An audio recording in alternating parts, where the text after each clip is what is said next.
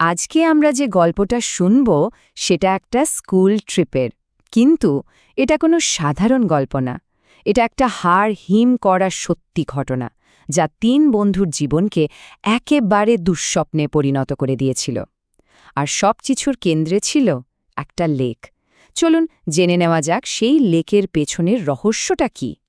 গল্পটা শুরু হচ্ছে একটা গভীর রাতে। ভাবুন তো একবার, একটা একদম বিচ্ছিন্ন হোটেল, আর সেখানে ৩ বন্ধু। চারপাশের পরিবেশটা শুরু থেকেই কেমন যেন একটা থমথমে, গা ছমছমে ব্যাপার ছিল। এই পুরো ঘটনার কেন্দ্রে আছে ৩ জন বন্ধু, একটা রহস্যময় লেক, আর তাদের করা একটা ছোট্ট কিন্তু মারাত্মক ভুল, যে ভুলের জন্য তাদের জীবনটা আর কখনোই আগের মতো থাকেনি। তো চলুন দেখি কিভাবে এই ভয়ঙ্কর ঘটনাটা শুরু হলো। মানে সবকিছু শুরুটা কিন্তু হয়েছিল খুব সাধারণ একটা নিরীহ প্ল্যান থেকে। ব্যাপারটা হলো, স্কুল ট্রিপে যাওয়ার সময় ওদের বাসটা মাঝ রাস্তায় খারাপ হয়ে যায়। তখন আর কি করা, টিচাররা ঠিক করলেন কাছাকাছি একটা হোটেলেই রাতটা কাটিয়ে দেবেন। আর সেখানেই, মানে ওই হোটেলের ঘর থেকেই আয়ুষ, অমন আর রোহন জঙ্গলের মধ্যে ওই রহস্যময় লেকটা প্রথমবার দেখতে পায়। আসলে ওদের মাথায় তখন অন্য একটা চিন্তা ঘুরছিল। আগের ট্রিপে ২ জন সিনিয়র ঠিক এমনই একটা অ্যাডভেঞ্চার করে স্কুলে একেবারে হিরো হয়ে গিয়েছিল। তো ওরাও ভাবল জনপ্রিয় হওয়ার এটাই সুযোগ। লুকিয়ে লেকটা পর্যন্ত যাবে, কয়েকটা ছবি তুলবে, আর ব্যাস হিরো হয়ে ফিরে আসবে। আর এটাই ছিল ওদের জীবনের সবচেয়ে বড় ভুলটা। তো প্ল্যান মাফিক ওরা বেরিয়েও পড়ল, কিন্তু ওরা একদমই জানত না যে ওই জঙ্গল ওদের জন্য ঠিক কি ভয়ঙ্কর জিনিস অপেক্ষা করিয়ে রেখেছিল। হোটেল থেকে লেকটাকে দেখতে যতটা কাছে মনে হচ্ছিল, আসলে কিন্তু ততটা কাছে ছিল না। প্রায় আধ ঘন্টা হাঁটার পরেও লেকের কোনো চিহ্ন নেই। জঙ্গলটা দন্দন ঘন হচ্ছে, অন্ধকার, আর কেমন যেন একটা ঠান্ডা হাওয়া বইছে। ওরা যখন ফোন বের করে দেখল কোনো নেটওয়ার্কই নেই, তখনই ওদের ভয়টা শুরু হলো। ওরা বুঝতে পারল যে ওরা বিপদে পড়েছে। সঙ্গে সঙ্গে ঠিক করল না, আর এগোনো যাবে না, এবার ফিরতে হবে। কিন্তু আয়ুষ আর রমন যেই পেছনে ফিরল, একেবারে চমকে উঠল। রোহন নেই, তাদের সাথে রোহন নেই। সে যেন হাওয়ায় মিলিয়ে গেছে। আর ঠিক এই মুহূর্ত থেকেই গল্পটা একটা ভয়ঙ্কর মোড় নেয়। আর ঠিক তখনই ওরা একটা অদ্ভুত শব্দ শুনতে পেল। খসখস করে একটা আওয়াজ, মনে হচ্ছে খুব কাছেই কেউ যেন মাটি খুঁড়ছে। যদিও ভয় করছিল, কিন্তু বন্ধুকে তো আর একা ফেলে আসা যায় না। তাই ওরা সাহস করে ওই শব্দের দিকেই এগিয়ে গেল। এরপর ওরা যা দেখল সেটা ওদের কল্পনারও বাইরে ছিল। ওদের প্রিয় বন্ধু সেই যেন ওদের সবচেয়ে বড় শত্রু হয়ে দাঁড়িয়েছে। ওরা ঝোপের আড়াল থেকে দেখল রোহনই সেই গর্তটা খুঁড়ছে। কিন্তু যখন রোহন ওদের দিকে মুখ ফেরাল, ওরা দেখল ওর চোখ দুটো অস্বাভাবিক রকমের কালো।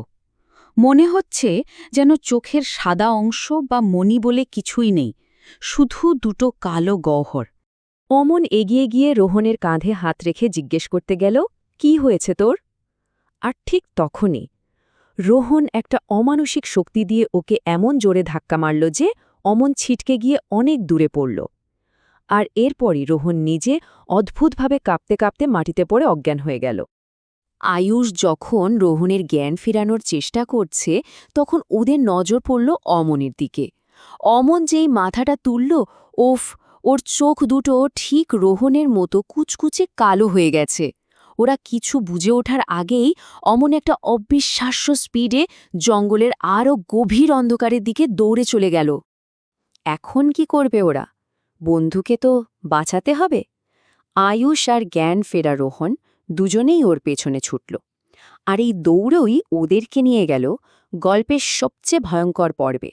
ছুটতে ছুটতে ওরা জঙ্গলের এমন এক জায়গায় পৌঁছল যেখানে একটা বহু পুরানো ভাঙাচোরা বাড়ি দাঁড়িয়ে আছে।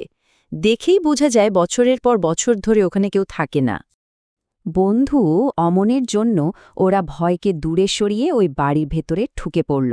আর ভেতরে যা দেখল সেটা বিশ্বাস করার মতো না। অমন অজ্ঞান অবস্থায় হাওয়ায় ভাসছে, আর তার সামনে এক ভয়ঙ্কর চেহারার বুড়ি তার সাথে কথা বলছে। ওই বুড়ির চেহারাটা ছিল সাংঘাতিক ভয়ঙ্কর। চোখ দুটো কুচকুচে কালো, মুখের চামড়া ঝুলে পড়েছে, আর মাথা ভর্তি এলোমেলো সাদা চুল। দৃশ্যটা দেখেই আয়ুষ আর রোহান ভয়ে পালানোর জন্য ঘুরল। আর তখনই ওরা দেখল ওই বুড়িটা মানুষ নয়, যেন কোনো পোকার মতো সিঁড়ি বেয়ে ওদের দিকে নেমে আসছে। তো এবার আমরা গল্পের একেবারে শেষ পর্যায়ে চলে এসেছি, যেখানে ফিনালমেন্টে ওই লেকের পেছনের রক্তাক্ত রহস্যটা সামনে আসবে। ওরা কোনো রকমে ওই বাড়ি থেকে বেরিয়ে আবার ছুটতে শুরু করল।